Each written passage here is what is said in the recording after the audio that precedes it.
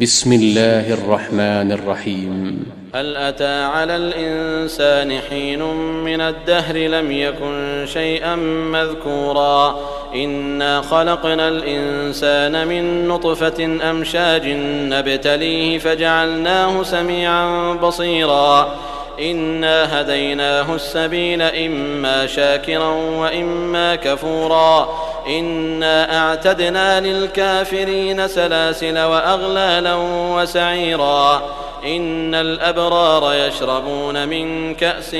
كان مزاجها كافورا عينا يشرب بها عباد الله يفجرونها تفجيرا